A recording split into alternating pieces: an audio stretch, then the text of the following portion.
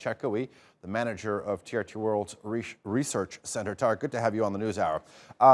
Now, put this into perspective. Now, Idlib is under this so-called Sochi agreement, which actually saw the creation of this de-escalation zone in northwestern Syria. It was supposed to provide protection for millions of internally displaced Syrians.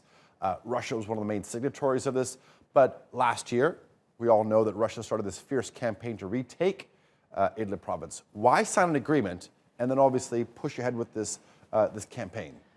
It's a very important question. I think in the Russian view, perhaps this is another remake of the Grozny blueprint. As you know, back in 1999, when actually Putin started his presidency in the confines of this war, the second Chechen war in 1999, they used a similar blueprint, a similar platform, whereby at the same time they were raising Grozny to the ground and using the scorched earth policy. At the same time, they kicked a kind of fake political development and political process, whereby they only allowed those who are pro-Moscow to attend. So I think they had something similar in mind, but mind you, this is not a small republic within the former Soviet Union. We are dealing with an international community. We are dealing with Turkey, which has the second largest army in NATO. So I think there is a bit of miscalculation. There is a bit of short-sightedness.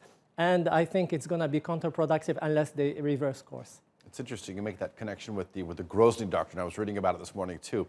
All right, several months ago, the dynamic between Turkey and Russia was being hailed as being an interesting and successful one in terms of bringing de-escalation to several conflict zones in the world. Obviously Syria, Libya. Are we seeing this dynamic sort of reach its date of expiry?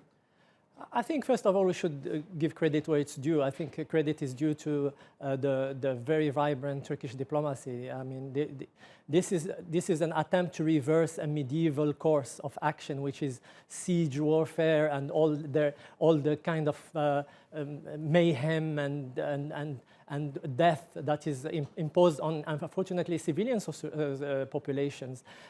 Turkey tried hard to put a process in place, a political process in place, negotiations, give a modicum of civilization to this very, very ugly warfare that is being waged by the Syrian regime and by its backers, primarily Russia. So are we seeing something, particularly in Idlib? I think it has been seriously dented because the recent action, the recent escalation from the Russian or the Assad regime has been very, very negatively perceived by many in the region and especially in Turkey. So it has seriously dented the situation in Idlib and the negotiation. We hope that both parties, and especially the Russian party, will come to its senses and listen to the right side rather than the wrong side. And maybe things can go to a better solution moving forward. All right, Tarek Cherkaoui, thank you very much for joining us on the NewsHour. Always a pleasure to talk to you. Thank you so much.